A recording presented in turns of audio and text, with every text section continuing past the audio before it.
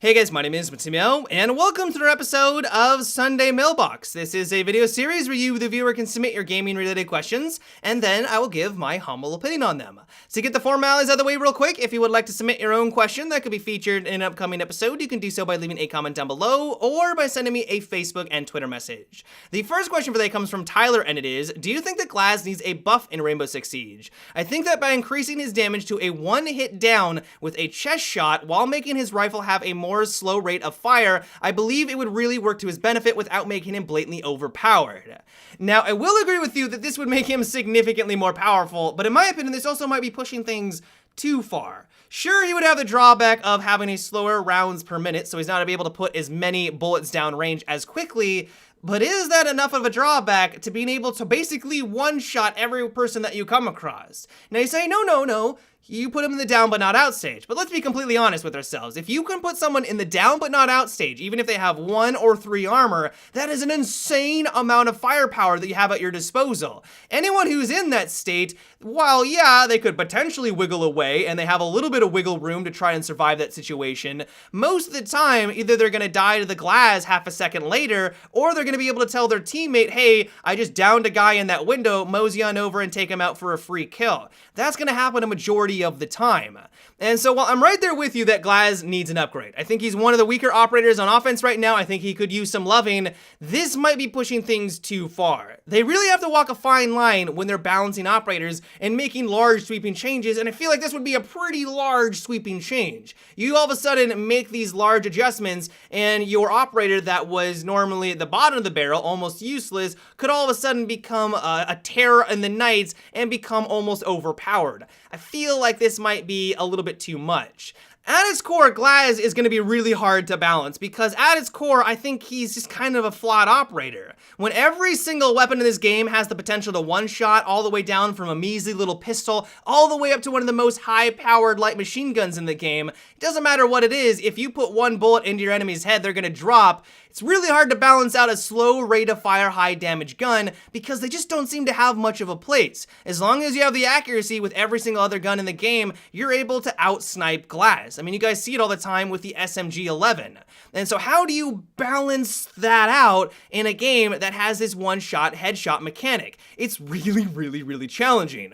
And so I wish I had a solution. I mean, I thought about this a lot. I thought, oh, maybe you could just reduce his recoil and maybe increase his RPM on his gun so he can just put more bullets down range more accurately. Like, that would be one idea, but I just don't know. And so if you guys have any ideas on how you think Glaz could become a little bit better without making him overpowered, let me know down below. I mean, maybe he just needs a one-shot body shot. Maybe they need to give him a bolt-action rifle that has a very slow rounds per minute but has this insane amount of damage behind it. But I don't know if that's the direction that we want to take. And so if you guys have any really cool ideas, let me know down below because I am very curious. The next question is, we lost a player in the second round of our ranked game, so we got slaughtered, and at the end it counted as a loss and didn't cancel the game. Is that supposed to happen?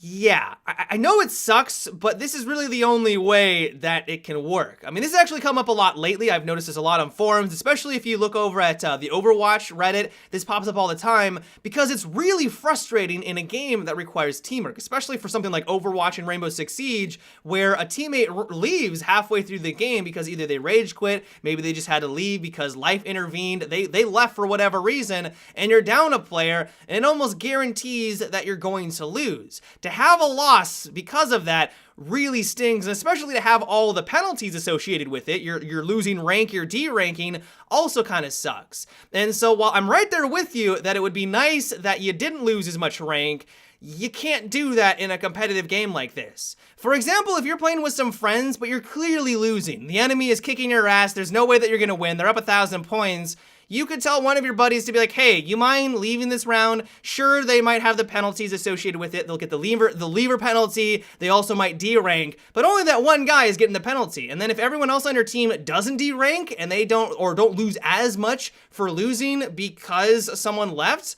hopefully you can now see where we start to run into some issues. If that was the way that it worked, you would see a lot more people leaving by the end of the round so that their teammates don't lose as much or don't lose anything. You can't promote that in a competitive game. You want people to stay the entire time. If they do, you could have an amazing comeback. Who knows? Like, I cannot tell you how many times at the last second my team was able to rally at the very end and win the round. That wouldn't happen if someone was like, all right, I'll leave so that you guys don't get as much of a D rank.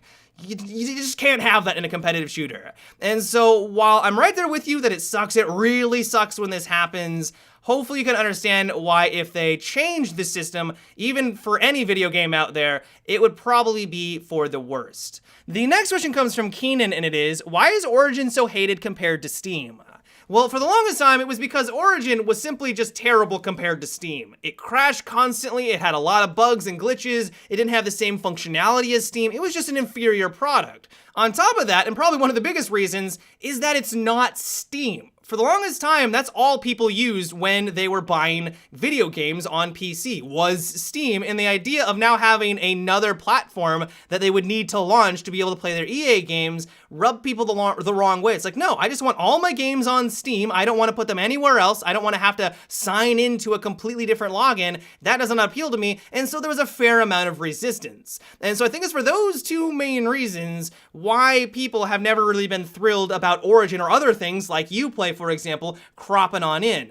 In my opinion, though, and this may just be me, I haven't really had many complaints with Origin lately. I mean, yeah, sure, it's another platform, but this is just the way that things are going. I think we just have to accept it. People are not going to want to share in their profits. That's the reason why we do have Uplay. That's the reason why we do have Origin and things like that. But at least from Origin's standpoint, I feel like they've done at least okay by their consumers. Yeah, when it first released, it was terrible, but I don't know if you guys remember this, but Steam was terrible when it first launched. When it first came out, it was god-awful. And while the counter argument to this is, hey, if you're gonna come out with a new platform that you're trying to compete with something like Steam, you better bring your A game. You better be just as good at release. And so, you know, that is one way of looking at it. But at the same time, I feel like they actually have done a lot better recently to improve their platform, to improve Origin.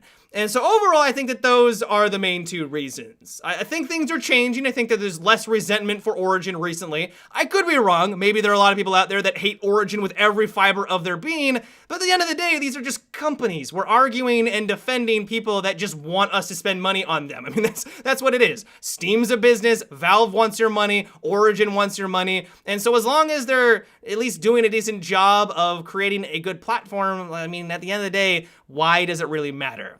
But yeah, guys, that is about it for today's Sunday Mailbox. I hope you enjoyed. As always, if you would like to submit your own question that could be featured in an upcoming episode, you can do so by leaving a comment down below or by sending me a Facebook and Twitter message. But until tomorrow, guys, have a good one and take it easy.